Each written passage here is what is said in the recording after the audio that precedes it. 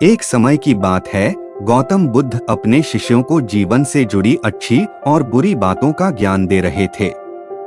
सभी शिष्य बड़े ध्यान से उनकी बात सुन रहे थे। उन सभी में एक शिष्य ऐसा भी था जिसे प्रश्न पूछने की आदत थी। वह उठकर गौतम बुद्ध के पास गया और उनसे बोला, आप हमें जीवन के बारे में जो कुछ भी सिखा रहे हैं उसका क्या फायदा, क्योंकि हम में से कई बच्चे तो यह भी नहीं जानते कि हमारे जीवन का मूल्य क्या है और यह जीवन कितना कीमती है। पहले कृपया हमें बताएं कि इस जीवन का मूल्य क्या है। बुद्ध ने अपने शिष्य की बात सुनकर अपने कमरे में जाकर पत्थर का एक चमकता हुआ टुकड़ा ले आया। मैं तुम्हें इस जीवन का मूल्य तब बताऊंगा जब तुम्हें इस पत्थर का सही मूल्य पता चलेगा, उन्होंने कहा और टुकड़ा अपने शिष्य को दे दिया।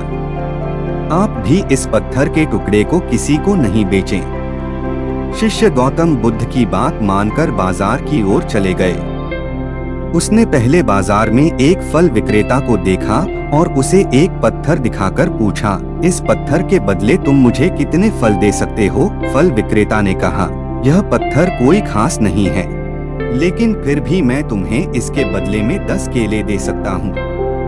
वह शिष्य उस पत्थर को लेकर आगे बढ़ गया। तभी उनकी मुलाकात एक सब्जी बेचने वाले से हुई। शिष्य ने सब्जी विक्रेता से पत्थर की कीमत पूछी। इस पत्थर की कीमत के बदले में तुम्हें अधिक से अधिक सब्जियों से भरा एक थैला दे सकता हूँ। सब्जी विक्रेता ने पत्थर को ध्यान से देखा। उस पत्थर को लेकर शिष्य एक सोने के व्यापारी के पास गया। पत्थर के उस टुकड़े की चमक देखते ही सुनार ने उसकी कीमत 100 सोने के सिक्के लगा दी। जब शिष्य ने टुकड़ा बेचने से इनकार कर दिया तो सुनार बदले में 200 सोने के सिक्के देने पर सहमत हो गया, लेकिन शिष्य ने वह पत्थर नहीं बेचा। इसके बाद शिष्य एक हीरे के व्यापारी के पास गया और पत्थर का टुकड़ा उसके सामने रख दिया। जैसे ही हीरे के व्यापारी ने उस पत्थर को देखा, उसने एक साफ कपड़ा बिछाया, उस पर पत्थर रखा, फिर उसकी परिक्रमा की और हाथ जोड़कर पत्थर को कपड़े में लपेटते हुए कहा, तुम जिसे साधारण समझ रहे हो उसकी कीमत पूछ रहे हो। यह एक बहुमूल्य माणिक है। ऐसा माणिक हर किसी को नहीं मिलता।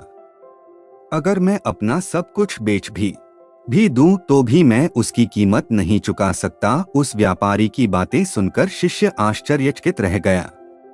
वह भागता हुआ सीधा बुद्ध के पास आया और बाजार में जो कुछ भी हुआ उसे बताया। उसकी आश्चर्यचकित बातें सुनकर गौतम बुद्ध बोले, तुम्हारे प्रश्न का उत्तर इस माणिक के मूल्य में ही छिपा है।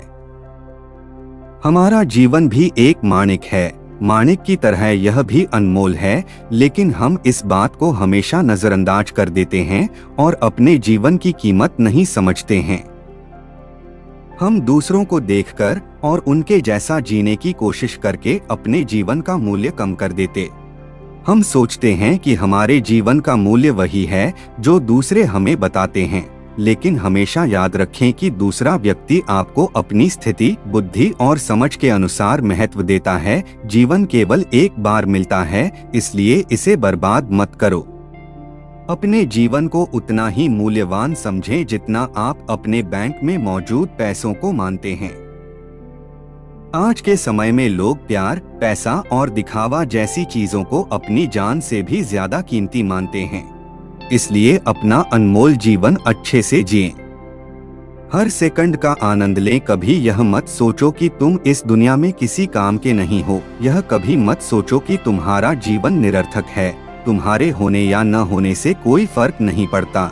जब भी आपके मन में ऐसे नकारात्मक विचार आएं, तो बस खुद को याद दिलाएं कि जीवन एक रत्न है और यह अमूल्य है।